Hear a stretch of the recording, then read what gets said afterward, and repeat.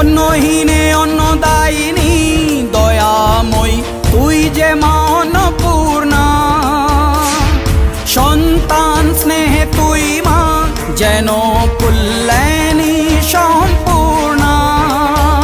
তোর কথা যেন মন্ত্রোচ্চারণ, বজ্র সম কঠিন অনুশাসন।